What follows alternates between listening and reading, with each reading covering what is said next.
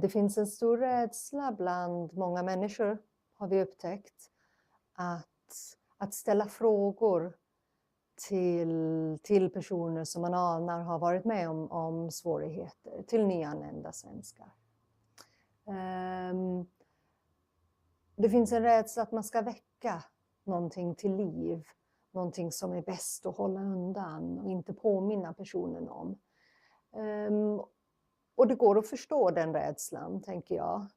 Men då är det viktigt att veta att det fungerar inte så. Vi kan inte väcka någonting till liv som inte redan finns där. Och oftast så kan det snarare vara väldigt skönt för en person som har varit med om svårigheter att känna att det här går att prata om. Att folk inte är rädda för mig eller mina upplevelser. Det blir ett sätt att visa sitt stöd för den personen. Att jag orkar lyssna, jag orkar vara med dig i det här. Det förmedlar, tänker jag också, när man ställer frågor, att du har ingenting att skämmas för.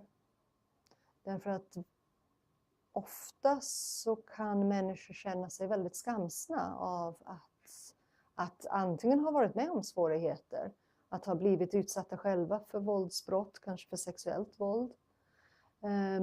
Men också för att ha ett psykiskt lidande, en psykisk ohälsa nu med olika symptom som väcker skam, som väcker rädsla hos dem. Så man förmedlar snarare mycket gott om man vågar fråga, men visar väldigt tydligt att det är upp till den andra att välja om de vill berätta, hur mycket de vill berätta.